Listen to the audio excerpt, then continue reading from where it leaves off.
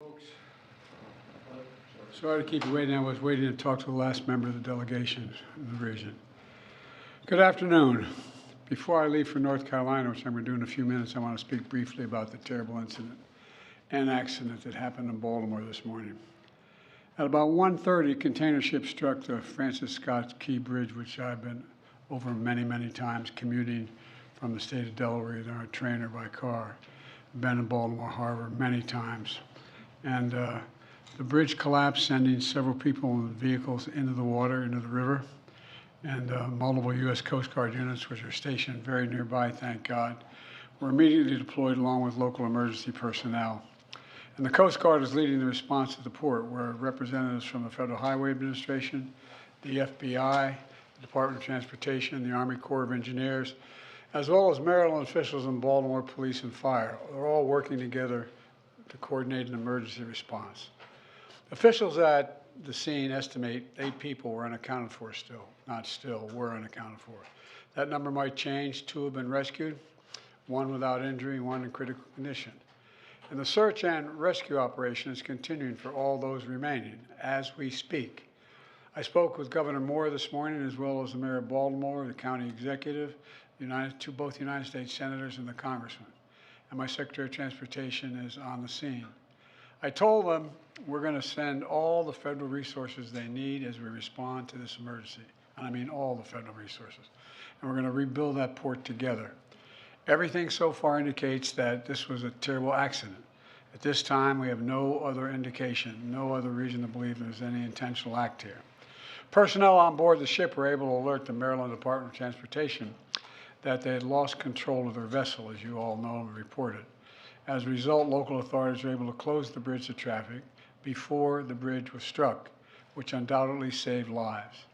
And our prayers are with everyone involved in this terrible accident and all the families, especially those waiting for the news of their loved one right now. I know every minute in that circumstance feels like a lifetime. You just don't know. It's just terrible. We're incredibly grateful for the brave rescuers who immediately rushed to the scene, and to the people of Baltimore who want to say, we're with you. We're going to stay with you as long as it takes. And like the governor said, you're Maryland tough, you're Baltimore strong, and we're going to get through this together. And I promise we're not leaving. Here's what's happening now. The search and rescue operation is our top priority. Ship traffic in the Port of Baltimore has been suspended until further notice, and we'll need to clear that channel before the ship traffic can resume. The Army Corps of Engineers is on the spot and is going to help lead this effort to clear the channel. The Port of Baltimore is one of the nation's largest shipping hubs, and I've been there a number of times as a senator and as a vice president. It handles a record amount of cargo last year. It's also the top port in America for both imports and exports of automobiles and light trucks. Around 850,000 vehicles go through that port every single year, and we're going to get it up and running again as soon as possible. 15,000 jobs depend on that port, and we're going to do everything we can to protect those jobs and help those workers. The bridge is also critical for travel, not just for Baltimore, but for the Northeast Corridor. Over 30,000 vehicles cross the Francis Scott Key Bridge on a daily basis. It's virtually, it's one of the most important elements for the economy in the Northeast and the quality of life. My transportation secretary is there now. As I told Governor Moore, I've directed my team to move heaven and earth to reopen the port and rebuild the bridge as soon as humanly possible. And we're going to work hand in hand with the support of Maryland to support Maryland whatever they ask for. We're going to work with our partners in Congress to make sure the state gets the support it needs. It's my intention that the federal government will pay for the entire cost of reconstructing that bridge, and I expect the Congress to support my effort. This is going to take some time. The people of Baltimore can count on us, though, to stick with them at every step of the way until the port is reopened and the bridge is rebuilt. You know, we're not leaving until this job gets done. Not leaving until then. So I just want to say God bless everybody everyone harmed this morning and their families. And may God bless the first responders, many of whom risking their lives.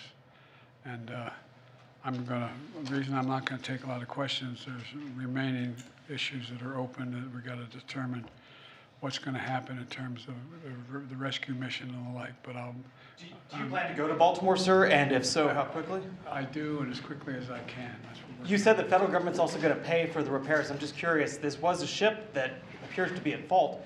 Is there any reason to believe that the company behind the ship should be held responsible? And then also, you That mentioned could be, but we're not going to wait till that happens. We're going to pay for it to get the bridge rebuilt and opened. What did you make of Israel's decision not to attend this meeting this week?